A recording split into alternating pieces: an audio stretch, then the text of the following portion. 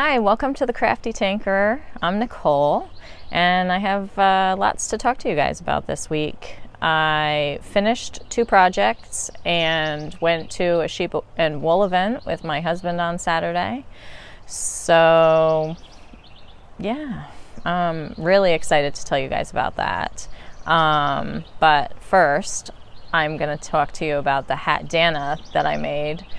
DENISE BAYRON of BAYRON Handmade made the pattern, and I love it. I love this thing. I finished it in a day, and I've been wearing it every day since. I love bandanas. I wear bandanas quite a bit. I love to use them, you know, when I'm cleaning the house, when I'm doing yard work. Sometimes I just wear them on a sunny day so I don't get sunburn down my part in my hair. So I downloaded the pattern and I cast on immediately. I used Haiku Simply Worsted yarn in silver blue, and it's 55% merino, 28% acrylic, and 17% nylon.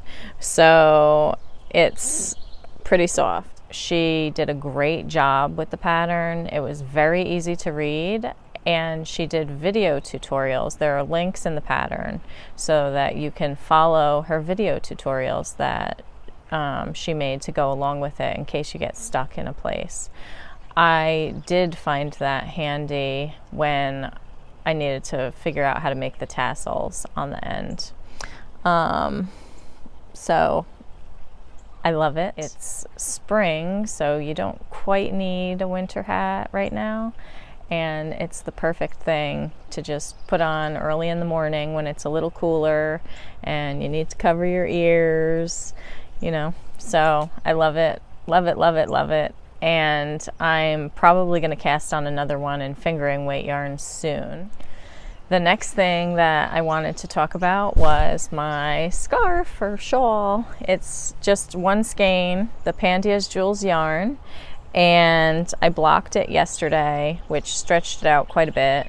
I'm really happy with the way it came out. I love the color of this yarn, which is the reason I ordered it in the first place. And the pattern was really easy to follow. Usually I don't do many lace patterns, but this one, you know, was simple enough that I could follow it and not lose count of where I was in my rows. So that was good. I went on Saturday with my husband to Clermont for the sheep and wool showcase that they had there. It was called the Chancellor's Sheep and Wool Showcase.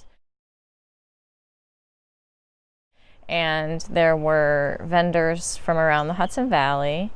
There was yarn, of course. There were bats. There was a booth with wood carving. There were people selling honey and felted items. It was really fun. They had food vendors there and music. The T. McCain band was playing some Celtic music, so that was really nice.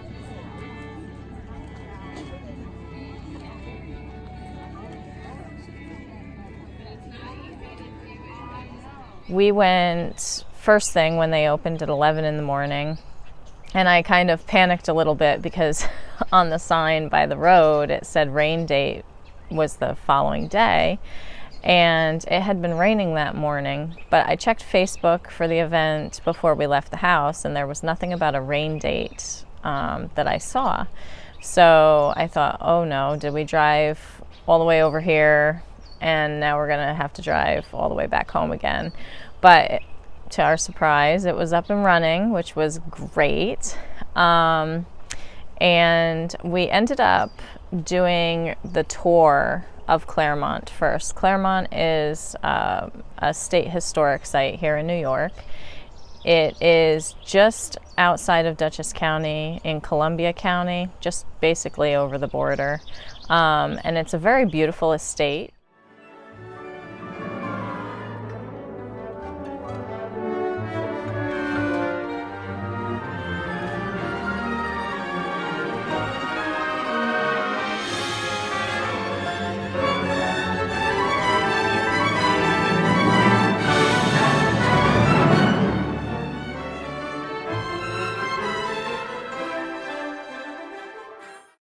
you're here during Rhinebeck and you like history, you should go there.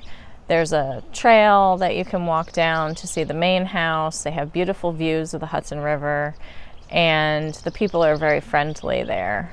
We went in and we looked at the visitor center first and read, about the Livingston family. They're the family that established Clermont.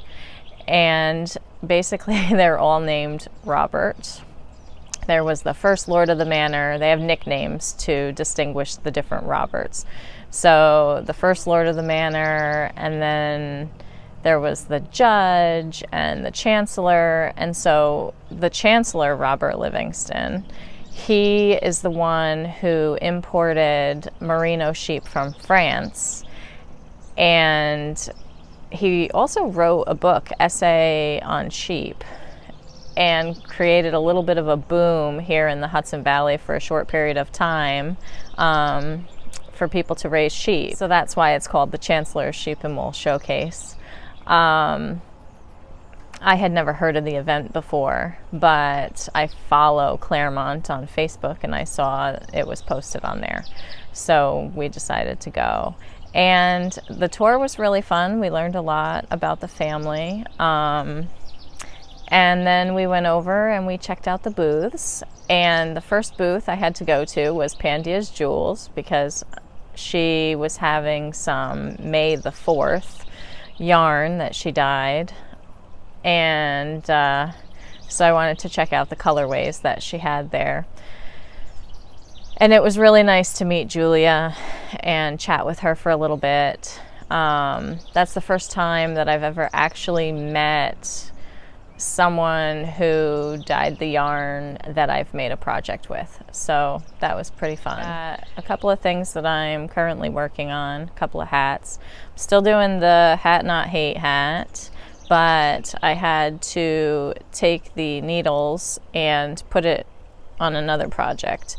Right now I'm doing a hat for a friend who is going to have to go through chemotherapy, and I'm pretty sure she's starting soon, so I wanted to get this hat done and mailed out to her pretty quickly. I was thinking that if I got some bamboo wool, the HATDANA might also be good for her. So I'm probably going to pick some of that up and do that too and mail that to her.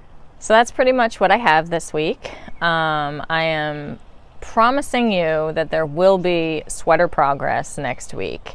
I'm going to finish these couple of smaller projects, and then I definitely am getting started on the sweater. If you're enjoying my channel, please feel free to subscribe. There's a button over in this general area. If you'd like to receive email notifications, please click the bell. If you like this video, please give me a thumbs up. And if you'd like to leave a comment, I'd love to hear from you guys. So I will see you next week. Have a good day.